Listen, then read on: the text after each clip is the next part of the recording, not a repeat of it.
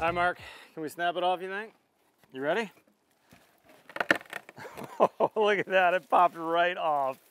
Look at that. There's your pressure-treated post after 20, 25 years. Not a lot of left of that meat. You know, most fence systems that are made out of wood after a decade or two of service, they don't look very good, and this fence certainly is that case.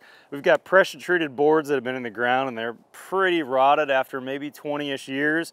And even cedar, which is a good rot-resistant wood, looking pretty terrible. The build show today, coming to you from my house, where we're gonna put a brand new fence in my backyard made out of an aluminum that won't have these problems. Today's build show is sponsored by KnotWood. Let's get going.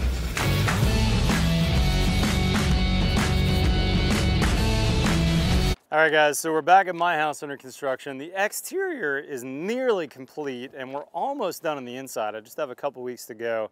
But this fence project for me is critical. I've got a dog. I want to make sure that when I move in, we're all fenced in, even though my landscape won't be complete. So before we start any fence project of any variety, no matter what type of fence, you always got to consult your survey. The survey is critical for you to know what are your property lines. So for instance, at each one of these dots on the corner of my property lines, you're going to see an iron rod. It says iron rod found in those locations. And usually there's a tape flag on those as well. Now I only found 2 of my iron rods. I had trouble finding the ones right here and on the back corner of the house, but luckily I was able to find 1 of the iron rods. And then you're going to notice on your survey that your surveyor is going to tell you the exact distance between 2 iron rods, and that's critical to know that number. So for instance, on this side of the house, I'm 96.69 feet between the iron rods, and that rod I was able to locate, which means I can pull a tape from there and know pretty much exactly where my iron rod's going to be here. Now I've got a little bit of radius side to side, but I could also pull a tape in between these and get that measurement. So we're able to locate pretty precisely. The reason we want to do that is we don't want our fence 6 inches or a foot off our property line onto the neighbors. That's really bad, and they could actually make us move that in the future. And I also don't want it 6 inches or a foot into my property, because then I've lost space. So we want to locate those as precisely as possible. And if you can't find them, my recommendation would be stop your project, get your surveyor to come out and mark those pins for you so you don't make a mistake. This is not something you want to mess up on. Now for us, these are aluminum posts. These are going to set really similarly to a standard wood post if you've done that before. So let me show you that process and let me show you the profiles.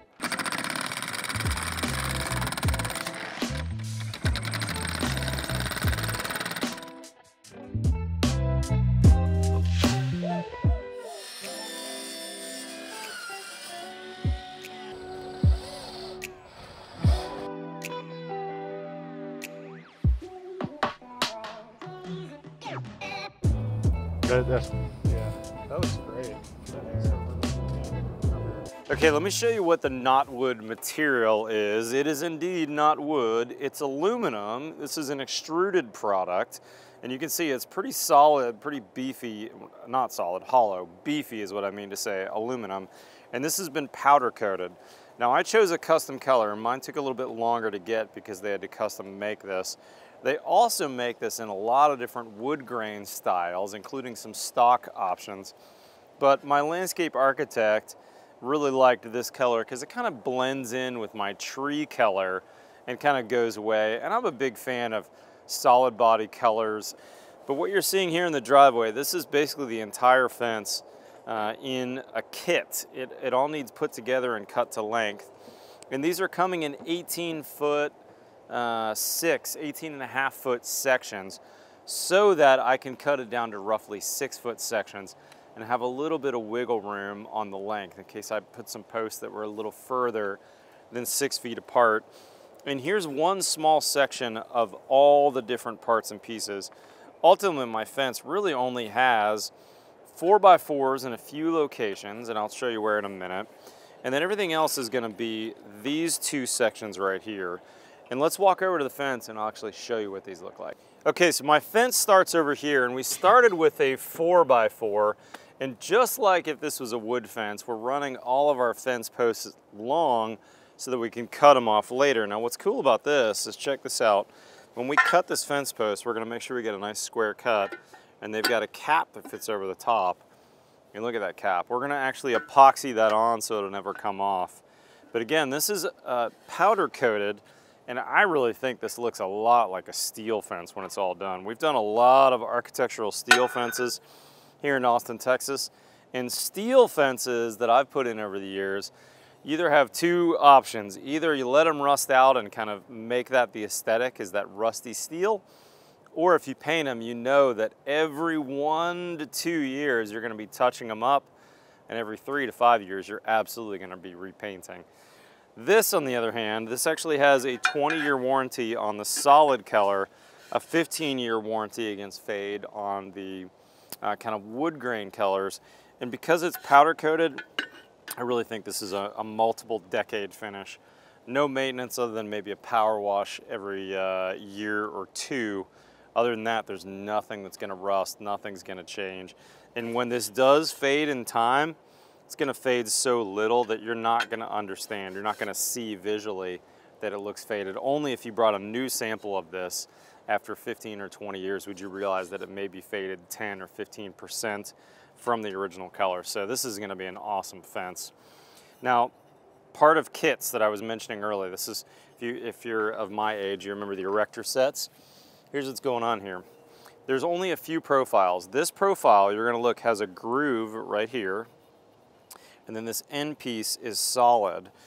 This got attached, got screwed to my 4x4 right here, and what you're seeing here is this solid piece.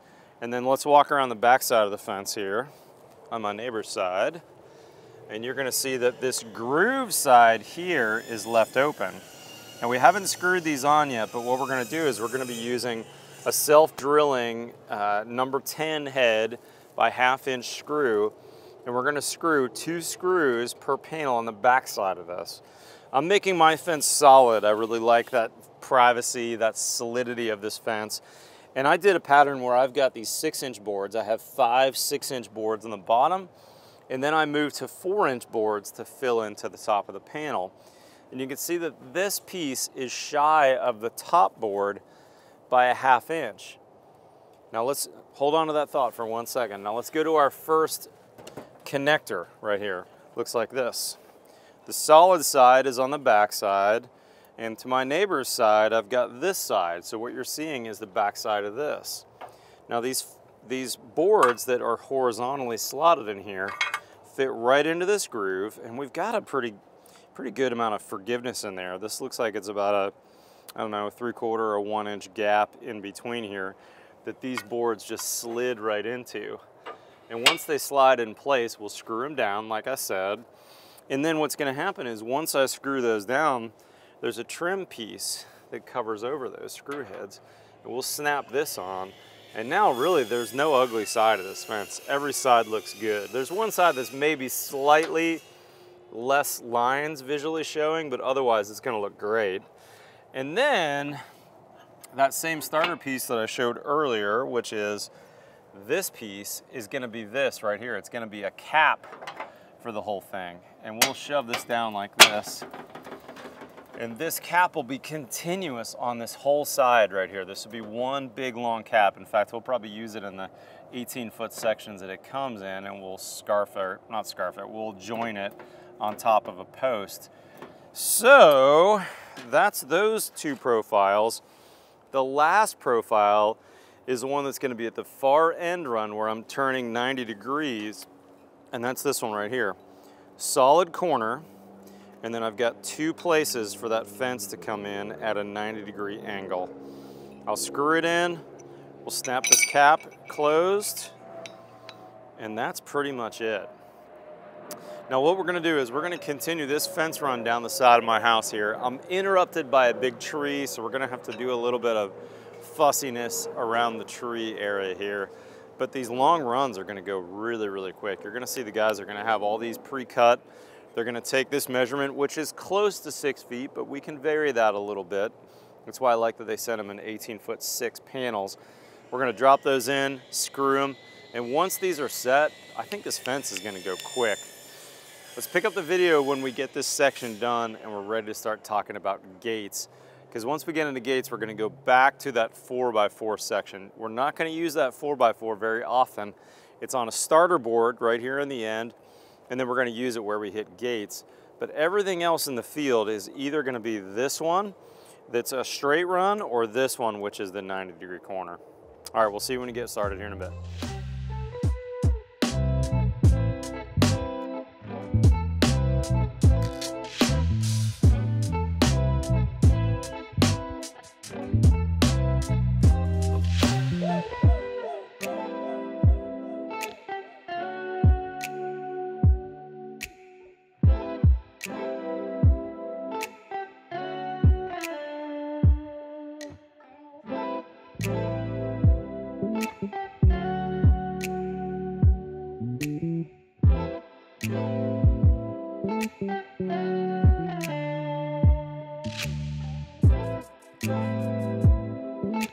All right, a little progress on our KnotWood fence. Almost all the back is done, and we're coming over to this other side of the house where I've got a pretty good gate opening. And in fact, I'm gonna do what we call a man gate here, meaning just a walk-through gate.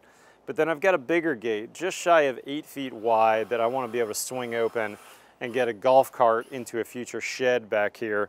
Let me show you a couple of the planning things that I did. Number one, this big string line you see here is strung on the property line. And then I can't go any further than the front of my house with my fence. That's part of my HOA regs. So basically I'm setting this front fence up so that it's in line just a little back behind the front of my house. And then these posts are gonna probably bear a lot more weight than most. And we're going back to a 4x4 post here. Whenever we're attaching gate material, we're actually gonna be screwing the gate hardware onto this.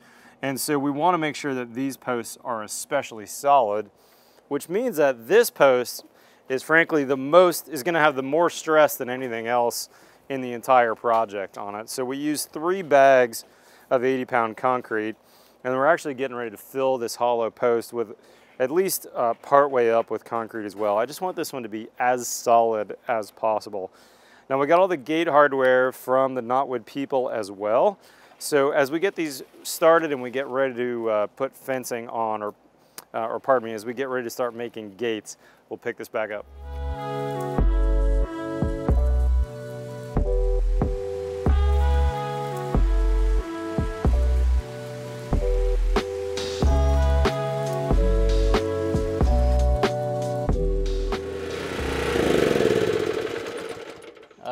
Running the old Champion power washer, that is a satisfying job. I love this piece of equipment. And you know what? You don't have to be very qualified. You didn't see me putting any of the screws in the panels or cutting the aluminum off. Johnny and Mark and JD did an amazing job, but I can run a power washer like this Champion all day long. And this really shows the power of this system, this KnotWood. Aluminum, powder coated. Power wash it once a year, no staining, no maintenance, nothing that needs to happen. Really like this system. Hey, we're gonna talk about the gates in a second, but let's come through here. And I mentioned earlier in the video that I had a troubled spot that was a little bit difficult to deal with. Let me show you what I did over here. So the KnotWood fence, complete up to here, caps on. Looks like I need to power wash this still. I used their system and I went with traditional 1x4 cedar where I bumped into my tree here, and I still have the aluminum cap, but because this tree is old and on the property, I really was cautious about putting a post in where the tree was. So what I did was I did 1x4s, we kind of scribed them to the tree, and then I painted these to match. So this is gonna be really the only section of my whole fence that's gonna need any maintenance over the years, and I probably will have to replace this section in 10 or 15 years where the rest of the fence will look amazing. As you scroll around the backyard, you can tell I've got a lot of landscaping to go. Stay tuned for some future episodes on my outdoor kitchen and my patio and outdoor fireplace. But let's talk gates, and I'm actually meet you on the other side of the house where I did a dog gate. Thinking about gates and fences, most of my yard, you'll see I did the solid fence. And in fact, I went up a foot in my backyard. I read through the regs and was able to go to 7 foot. Pretty much everywhere else is 6 foot around the property. And I did solid. You know, I used a lot of aluminum. This is expensive material-wise. But over here where I kind of created a bit of a dog run area where I could let the dog out in the side yard, I wanted a smaller fence and I wanted it open, so this is a little different. And you can see not as much material. If you were to build a fence along this style, it'd be much less expensive because there's just less boards on there. But let's use this gate as an example of how we do the gates.